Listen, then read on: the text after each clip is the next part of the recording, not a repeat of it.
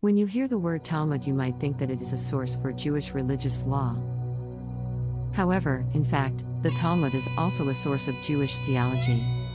In any case, the Talmud has a fascinating history, much of which includes a rich history of textual and interpretive accounts. Textual analysis. Throughout history, the Talmud has been subjected to critical scrutiny.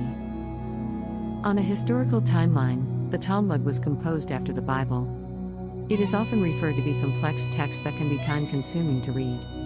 Despite this, the Talmud has a wealth of information that has been referenced to many areas of study, including topics of legal matters, business ethics, marriage, and capital punishment.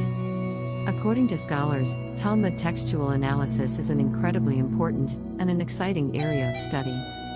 Talmud sages used a series of textual analysis methods when analyzing Talmud content.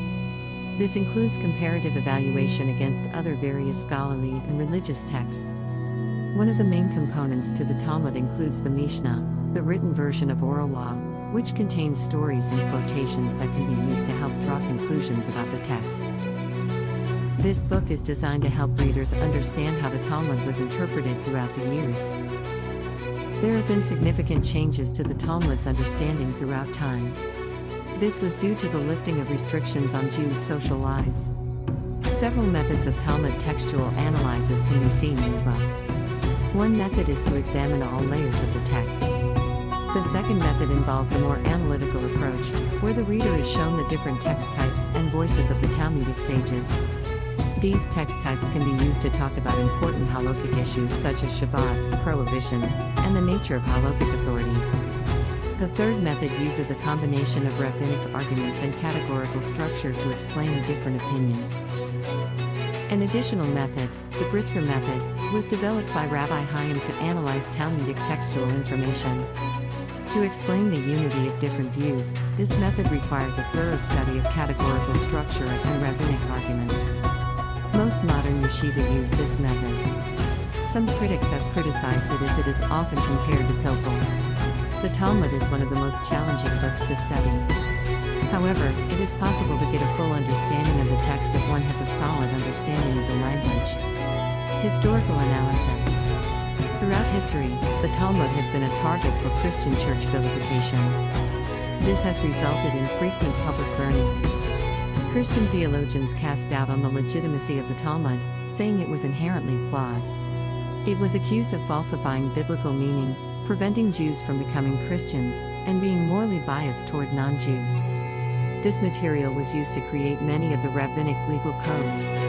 Written content included theology, metaphysics, mathematics, astronomy, architecture, agriculture, ethics, magic, dream interpretation, and geography. Additionally, modern techniques of textual and historical analysis have been applied to the Talmud. This has been controversial within the Orthodox community.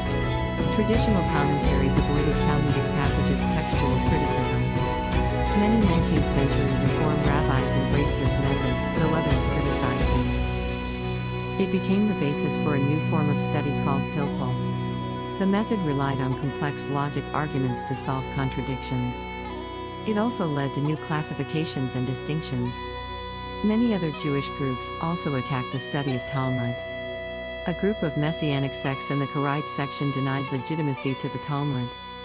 The Talmud was also challenged by other Jewish organizations, like the Reform movement. The Reform movement was a break with traditional rabbinic Judaism. The topic of Talmud studies became the center of Orthodox and Reformer debates during this period.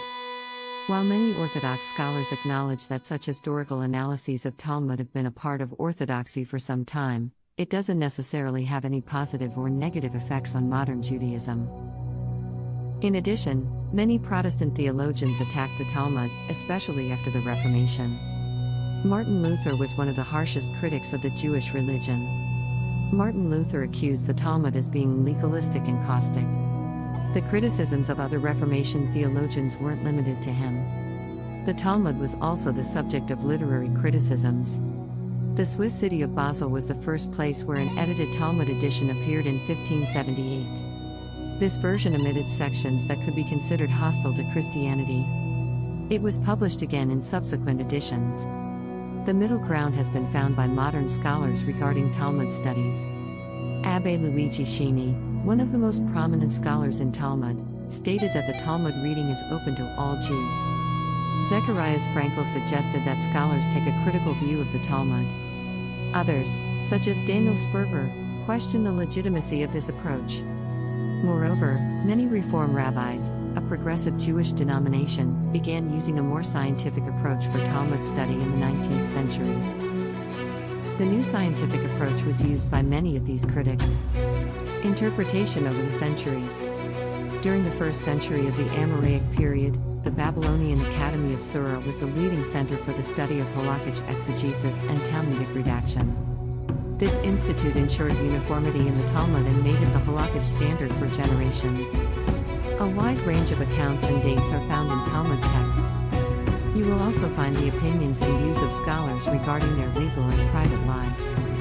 The most significant part of the Talmud is its interpretation of the Mishnah.